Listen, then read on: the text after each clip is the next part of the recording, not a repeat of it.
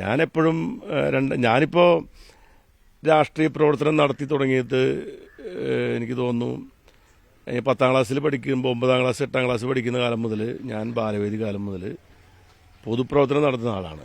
അത് വിദ്യാർത്ഥി ആയിരിക്കുന്ന കാലത്ത് വിദ്യാർത്ഥി രാഷ്ട്രീയം, അതിനുശേഷം യുവജന രാഷ്ട്രീയം.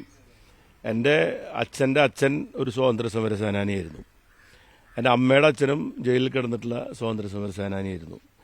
ഞങ്ങൾ ഈ അന്തിക്കാട്ട് പ്രദേശത്തുള്ള മിക്കവാറും ആളുകളൊക്കെ തന്നെ വലിയ തൊഴിലാളി സമരങ്ങളിൽ പങ്കെടുത്തിട്ടുള്ള ഒരു വലിയ പാരമ്പര്യമുള്ള അതാണ് ഞങ്ങളുടെയൊക്കെ ഒരു. എൻ്റെ അച്ചാച്ചനൊന്നും അങ്ങനെ അറിയപ്പെടുന്ന ആളൊന്നുമില്ല കേട്ടോ. ഈ സാധാരണ അവിടുത്തെ തൊഴിലാളികളാണ്. അപ്പം ഇപ്പോൾ നമ്മളൊരു ജയിലിൽ പോകുന്ന കുറേ തൊഴിലാളികളുടെ കൂട്ടത്തിൽപ്പെട്ട ആൾക്കാർ, നേതാക്കന്മാരുടെ കൂട്ടത്തിൽപ്പെട്ട ആളൊന്നുമല്ല. സ്വാതന്ത്ര്യ സമര സേനാനി പെൻഷനൊക്കെ പറ്റിയിരുന്ന ആൾക്കാരാണ്.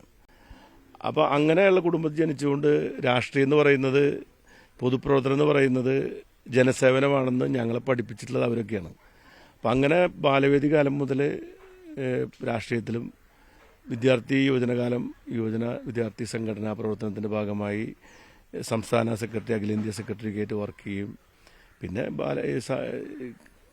ശാസ്ത്ര സാഹിത്യ പരിഷത്തും അങ്ങനെയുള്ള പല സംഘടനകളുമായിട്ടും പരിസ്ഥിതി സംഘടനകളൊക്കെ ആയിട്ട് ബന്ധപ്പെട്ടിട്ടുള്ള ഒരു പാരമ്പര്യത്തിന്റെ കൂടി ഭാഗമാണോ? ഞാൻ ഈ വീട്ടിലേക്ക് ആദ്യമായിട്ടാണ് വരുന്നത്. കണ്ടിട്ടുള്ളതെല്ലാം തിരുവനന്തപുരത്ത് വെച്ചൊക്കെയാണ്.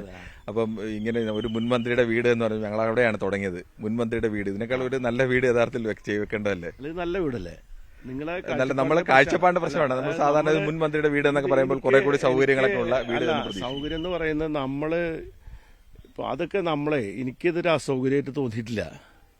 ഇതെന്റെ വീട്. എന്നെ സംബന്ധിച്ചിടത്തോളം എനിക്ക് ഇത്രയും സന്തോഷം കിട്ടുന്നൊരു വീട് വേറെ ഉണ്ടാവില്ല. അത് നിങ്ങൾ ചെറിയ വീട്ടിൽ താമസിക്കുന്നവരോട് ചോദിച്ചു നോക്കിയാൽ മതി. നമ്മളേതൊരു ഇപ്പം ഞാൻ തിരുവനന്തപുരത്ത് വലിയ മന്ദിരത്തിൽ താമസിച്ചിട്ടുള്ള ആളാണ്. നമുക്ക് നമ്മുടെ വീടിനോട് ഉള്ള സ്നേഹം എന്ന് പറയുന്നത് അതിൽ നമ്മൾ ജനിച്ചു വളർന്ന വീടാണല്ലോ. അപ്പോൾ എനിക്ക് എൻ്റെ ആഗ്രഹത്തിനനുസരിച്ചുള്ള വീടല്ല എനിക്ക് വേണ്ടു. അപ്പോൾ അതനുസരിച്ച് വീട് എനിക്ക് ഇവിടെ ഉണ്ട്. അപ്പോൾ അതുകൊണ്ട് അസൗകര്യങ്ങളുണ്ട്. കാരണം ഞങ്ങൾ കൂട്ടുകുടുംബമാകുമ്പോൾ എനിക്കിപ്പോൾ എൻ്റെ അനിയൻ്റെ മക്കളുണ്ട് 2 പേര്. ഒരു പെൺകുട്ടിയാണ്, അവള് LLB പഠിക്കുന്നുണ്ട്. പിന്നെ മകൻ, അവന് ജോലിയുണ്ട്, അവൻ വിദേശം. അപ്പോൾ അവനിപ്പോൾ കല്യാണം കഴിക്കണം. അവൻ കല്യാണം കഴിക്കുമ്പോൾ എന്താ ചെയ്യാമെന്ന് എനിക്കറിയില്ല. പിന്നെ അനിയൻ്റെ ഭാര്യയുണ്ട്, ഞാനും എൻ്റെ ഭാര്യയുണ്ട്. പിന്നെ എൻ്റെ ചേട്ടൻ്റെ ഭാര്യ, അവരുടെ മക്കളെ കല്യാണം കഴിച്ചു കൊടുത്തിട്ടുണ്ട്. പിന്നെ എൻ്റെ അമ്മയുണ്ട്. ഇത്രയും പേരാകുമ്പോൾ ഉള്ള ബുദ്ധിമുട്ടുകളുണ്ടാവും നമുക്ക്. പക്ഷെ അത് നമുക്ക് പ്രശ്നമല്ല. നമ്മളതൊരു ജീവിതത്തിൻ്റെ ഭാഗമാണല്ലോ. അതൊരു വിഷയമുള്ള കാര്യമല്ല.